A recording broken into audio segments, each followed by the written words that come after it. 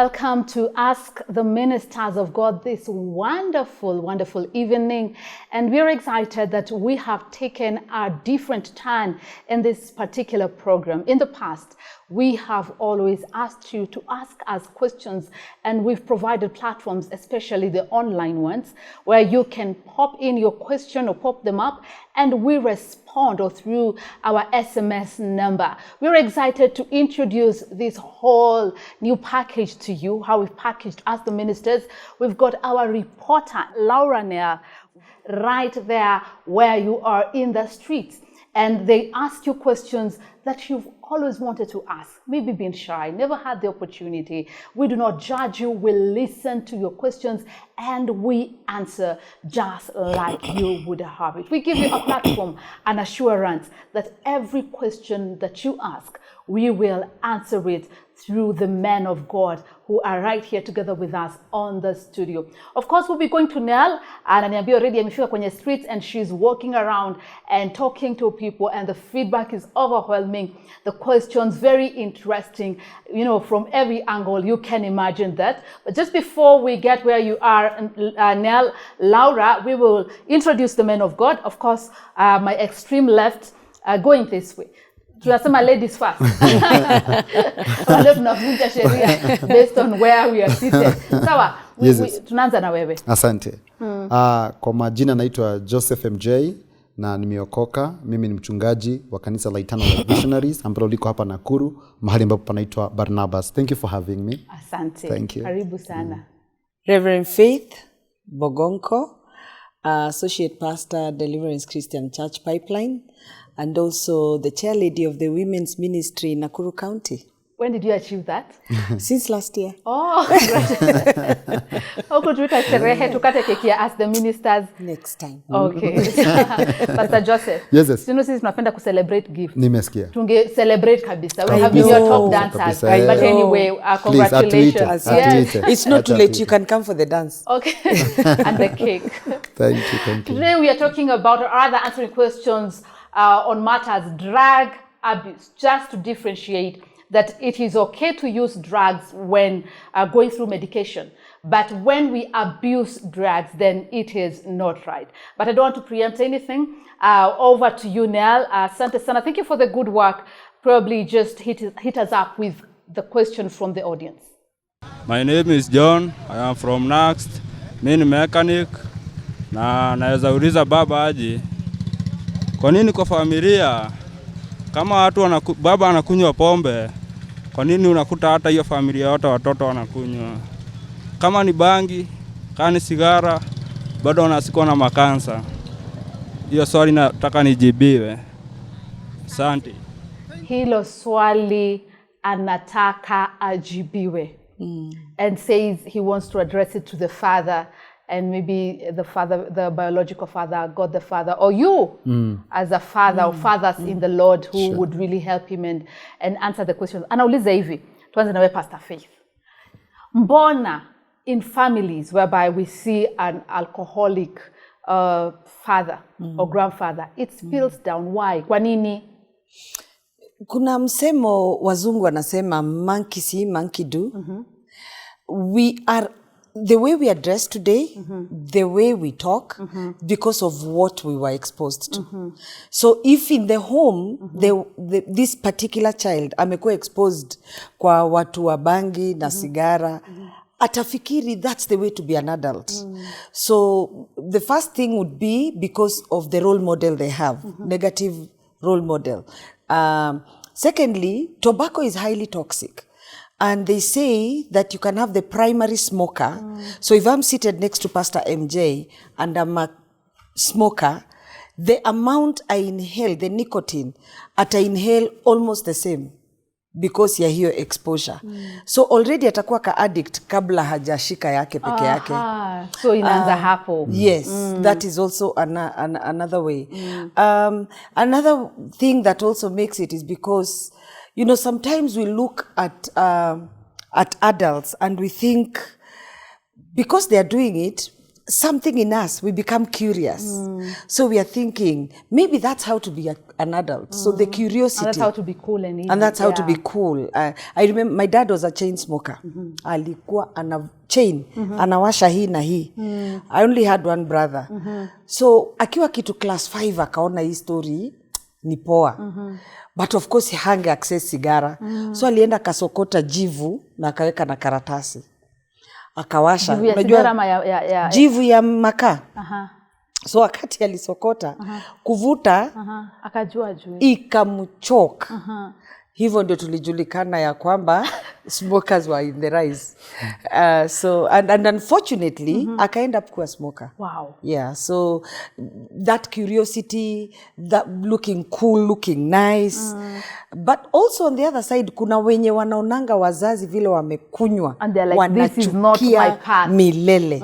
Yes, so there are two extremes. Sio kwamba wote tu wataemulate. Kuna wale they will never care for it and they hate it. I have a pastor friend that hates, anasemanga anaonanga hiyo ndio ilifanya akaokoka. Wow. Because alichukia how the mother was mistreated, how the poverty was on the rise because of that. So it also depends on you as an individual. How do you process whatever you see around? But unfortunately, there are those kids ambao wakiona wanatenda. And it doesn't really add up well, especially when they get to adulthood. And we can see the repercussions. Because everything we do is a seed. Kwa ambao unatizama, tafadhali, just stay with us. We are here to walk with you, to edify you, to rebuke you. But at the end of it all, you will love it and your life will be delivered. Pastor. Yes. So we will be going to the next question, but just before that, you agree? Yeah. Monkey see, monkey Yeah.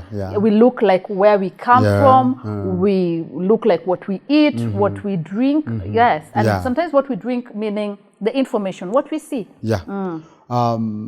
For sure, kile ambacho Reverend Faith amekisema ni kweli, and I agree with it 100%. Kwa sababu research inaonyesha kwamba watoto wanasoma sana through observation, what they see. Kwa hivyo kile ambacho wanaona baba yao akikifanya, wanajua kwamba hivyo ndivyo ambavyo watu wazima ama mtu akiwa mtu mzima anafaa kufanya. Kwa hivyo observation ni kitu cha maana sana. Sisi wazazi, mtu mmoja alisema ya kwamba ni vizuri tuwe kile ambacho tungetaka watoto wetu wawe. So you be what you'd like your children to be. So na ni vizuri sana, lakini kuna wazazi wengine ambao sitasema ni hekima kwa sababu kukunywa, kuvuta sigara na kuvuta bangi si hekima, lakini kuna wale ambao si hekima, nitaita tu cunningness. Unakuta kwamba huwa hawafanyi mbele ya watoto wao. Huwa wanatoka nje ama wanaenda mahali mbali. Hata kuna wengine ambao unaweza kuta hata mzazi hajawahi jua kama huyo mtu anafanya hivyo. Kwa hivyo hilo ni jambo la kwanza. Kuna lingine kingine ama jambo lingine ni moja ambalo ningetaka kuongeza ni demonic influence. Because there is also demonic influence. Unakuta mtu, kwa sababu utakuta wengine ni watoto wa wachungaji. Mchungaji hajawahi vuta sigara, hajawahi vuta bangi, hajawahi kunywa pombe, lakini unakuta kwamba watoto wanakunywa pombe, wanavuta sigara na nini. So wengine ni demonic influence. So sio tu kwa kwamba, na pia kama vile Reverend Faith amesema, kuna wale ambao wamelelewa mahali ambapo uvutaji wa sigara ama drug abuse imekithiri sana.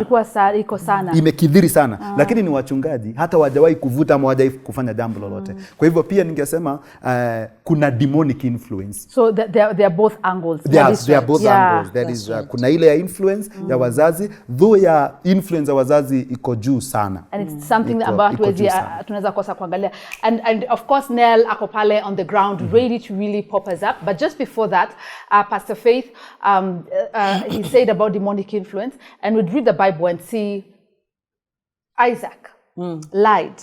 His father lied regarding the wife. And we see a pattern. So he's asking, I see my father do this. Could it also be a generational pattern that should be broken? Very true. Very true. It's a generational pattern that should be broken. And but it takes you the realization something is wrong. Because there are those again. Like he says, I can see something is wrong. So he's at the right place.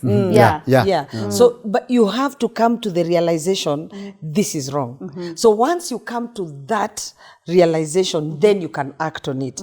But if you say, kwetu sisi wote babu yangu ndio alikuwa anapika, anko yangu ndio alikuwa brewer, sijui nani, sasa hata mimi niko hivyo tu. Once you come to that place where you don't care, that it is affecting you, then there's a problem. And as we go to the next question, it begins with understanding, accepting, just understanding this where I'm from, Sure. and looking at the stone or the quarry from which you are hewn. That's And right. if it looks like you're behaving in a certain pattern, then you need to stand up and reject, renounce, and declare that Jesus died, rose again. You are the redeemed of God, and reject that particular pattern, because you are like Christ. As he is, so are you. Amen. And over to you, Nell. Kwa nini, kama nauliza, kama mtu mwenye ameokoka anastahili kufanya kazi kwa klabu ama kwa bar, na akifanya kazi anaweza toa hizo pesa zake tithe kwa kanisa? Hiyo ndio swali langu. We asked you to ask your questions honestly, genuinely. We're not here to judge you. We give you a platform in church to ask, and we give you answers that equip you and change your life. So thank you for being bold enough to ask that. That's a young lady. And wengine wanasema siku hizi kazi hazipo. Pengine ameenda amepata kazi kwa bar. Pastor Joseph. Yes. Kwanza tuanze. Ni sawa si sawa? Is it okay? Sijui kama hapa Amotambia sikume job. Sijui kama hapa ningesema ladies first. Okay, Tuirushe sawa. pande kwanza. Aya, sawa, Pastor. Kwa sababu ni za lady tu. Aya. Pasi. She's saying, is it wrong? And yeah, just to go back there. To be sincere, Yes. if you asked me this 20 years ago, Yeah. I would have said it is very, very wrong. Because the modes were different. Now, acha wachana na bar. Umepeleka mtoto, amesomea food and beverage. Ameajiriwa kwa hoteli kama Intercontinental.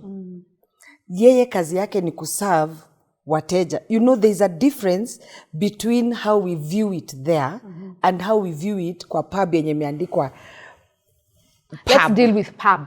Where there's I'm coming. I'm coming home. Another one is somebody that has gone, ameenda kusomea cabin crew. Yeye anajua kazi yake ni kuserve watu kwa ndege. Ameokoka. In fact, akianza kazi, kanisa yote ilimuombea. But huko ataserve pombe. Ataserve wateja na pombe. Because Wakristo na non-Christians wanasafiri.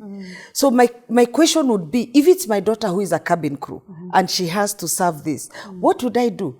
You see, there is a change in how it is right now. But this is my position. I'm still old-fashioned. I still believe that I cannot go to preach in a discotheque, you know. I still believe the atmosphere is too hostile for me. So this you would won't go be fishing. No, it's. I keep on saying this. I think in a particular, as the ministers, Yes. A friend of mine met someone outside a pub and asked them, "What are you doing here?" And was like, "Hey, you guy, me nimetoka fishing and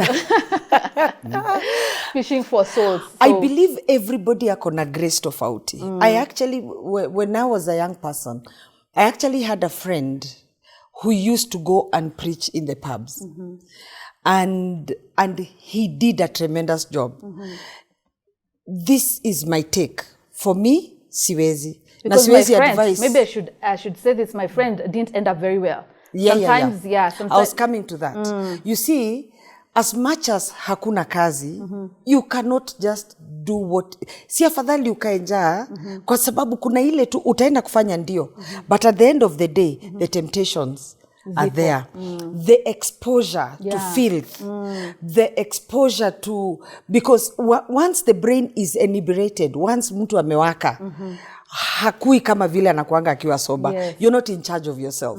Sasa we uko pale, uko soba, ndio unapata job, ndio unapata do, but at the end of the day, itabidi tu unawatch anko yako ameingia na manzi na ameacha anti yake mahali. You know. Yeah, it's too much. There's exposure. too much happening and you're exposed, and then inafika mahali unasema inani suffocate. Inani choke. Because at the end of the day, you're working in a very hostile situation to your faith. But unajua Wakristo wengine wanasemanga nini? Yesu alikuwa anakaa na tax collectors. Pasi, hold on there about tax collectors. Because talking about collection of taxes and finances, Yes. if a lady comes to you, Pastor Joseph, na anafanya pale, akuletee tithe, she earns maybe 100,000 out of tips in her salary. Akuletee tithe ya 10,000, na una rent, what will you do? Sababu niruhusu kwanza nirudi nyuma kidogo. Because we have a few minutes, we should be going for a break. Reverend Faith alikuwa amenishangaza ya kwanza, alikuwa amesema ati zamani alikuwa anaona sio, alikuwa amesema ni zamani alikuwa anajua ni mbaya sana. Lakini sasa nilikuwa nadhani atasema lakini sasa. Lakini thank God. Thank God we are all waiting. Nilikuwa nimeanza kuchemka kidogo lakini but thank God baadaye amekuja na Yes, akatueleza. Na niseme tu kidogo kabla sijaongea mambo ya tithe, niseme kwamba kama vile Reverend Faith amesema, unajua environment matters a lot. Environment matters a lot. Utakuta mtu amekuja pale amelewa, hata kama wewe ni dada mzuri namna gani. Unakuta ndugu amelewa pale, amekuja ameanza kufanya mambo mengine ambayo hayafai. Kwa hivyo kwangu hiyo And eyes are gates. Pastor, eyes are gates. Now let's talk about tithe. Watu wanataka kusikia tithe, haujalipa rent. Watu wanataka hapo sana. Na umeletewa pengine tithe ya 10,000. Na huyu msichana ni mzuri tu na anasema anafanya tu kazi pale. Ndio hii pesa yangu. Hii swali ni ngumu Reverend Faith. Lakini utachukua au utachukua? Swali it's either yes or a no. Nitajibu na Ecclesiastes chapter 2 verse 26 ambayo inasema ya kwamba mtu ambaye anampendeza Mungu, Mungu anampea upendo, anampea peace, anampea mambo. Lakini yule ambaye hapendezi Mungu, Pastor hataki kujicommit, Pastor. It's a hot seat. Leo program ingeitwa kitimoto. Pastor, will you take the tithe or not? You know Because you can't tell me not to work in a particular job, but you are taking the money. But you're not saying no. You're not saying you won't take. Will you take? And advise the lady. Before advice, will you take? It's like now, I will assume. Pastor, is it a yes or a no? But I will assume. We'll be right back after the break. Let's give them time to think about it. Will you take it or not? We are coming back. Don't touch that dial.